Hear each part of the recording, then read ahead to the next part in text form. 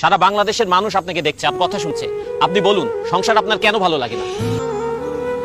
আমি যখন অনেক ছোট স্কুলে পড়ি, তখন আমার মা বাবা, স্কুলের শিক্ষক সবাই আমাকে বলেছেন, সুন্দরভাবে পড়াশোনা করো, পরীক্ষায় ভালো রেজাল্ট করো, তাহলে জীবনে সুখ আসবে। আমিও সেই সুখের আশায় দিন রাত পড়াশোনা করতে শুরু করলাম। পরীক্ষা দিলাম, ভালো রেজাল্ট করলাম, পড়াশোনা শেষ করলাম, কিন্তু সুখ পেলাম না। বরং চাকরি নামের একটা দুশ্চিন্তা আমার জীবনে চলে আসলো। সবাই বলতে শুরু করলো, যদি ভালো চাকরি পাও তাহলে জীবনে সুখ পাবা। তাই চাকরির জন্য বিভিন্ন জায়গায় পাগলের মতো ঘুরতে থাকলাম, ইন্টারভিউ দিতে থাকলাম। অবশেষে আমার চাকরিটা হলো ঠিকই, কিন্তু আমার জীবনে সুখ আসলো না। অফিসে কাজের প্রেশার, বসের প্রেশার, প্রমোশনের প্রেশার, আমার জীবন থেকে সুখ আরো বেশি হারিয়ে গেল। এরপরে ভাবলাম, জীবনে যদি একটা বউ আসে তাহলে হয়তো জীবনে সুখ আসবে। বউ আমার পাশে বসে থাকবে, মিষ্টি মিষ্টি কথা বলবে, রান্না করে খাওয়াবে, আদর করে রাতে ঘুম পাড়িয়ে দিবে। তারপর একটা বিয়ে করলাম, কিন্তু তারপর আমার জীবনের সুখ আসেনি।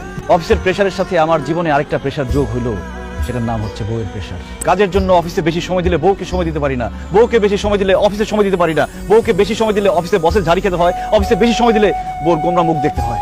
তারপর আজকে এটা লাগবে, কালকে সেটা লাগবে, পরশু ওইটা লাগবে। যখন যা চায় সেটা এনে দিলে সংসারে শান্তি, না এনে দিলে অশান্তি।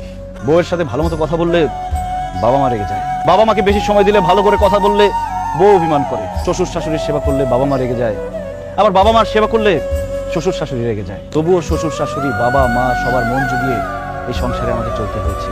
ঈদ আসলে সবাইকে নতুন জামা কাপড় কিনে দিতে হয়েছে, কিন্তু ঈদের মধ্যে আমি কোনো নতুন জামা কাপড় কিনতে পেলাম কিনা সেটা কেউ কখনো জানতে চায়নি। কেউ অসুস্থ হলে তাকে হসপিটাল দিতে হয়, ওষুধ এনে দিতে হয়, কিন্তু সারা দিন শেষে ক্লান্ত হয়ে আমি বাসায় ফিরলে আমার কি খারাপ লাগছে কিনা, আমার কি অসুস্থ লাগছে কিনা কেউ কখনো আমার কাছে জানতেও চায়নি। আর এসব শুধু আমার সাথে না, বাংলাদেশের হাজার হাজার লাখো পুরুষের সাথে প্রতিনিয়ত হচ্ছে এরকম। এত কিছু করার পরও একজন পুরুষ মানুষ, একজন স্বামী কাউকে খুশি করতে পারে না। সবার শুধু সেই পুরুষ মানুষটার উপরে কমপ্লেইন আর কমপ্লেইন। তাই সংসার থেকে আমার মন উঠে গেছে। আপন মানুষদেরকে আমার পর মনে হচ্ছে, বাড়িটাকে আমার জেলখানা মনে হচ্ছে। আমার মনে হচ্ছে আমার খোলা হাওয়া দরকার, আমার নির্ভেজাল জীবন দরকার, আমার একা থাকা দরকার।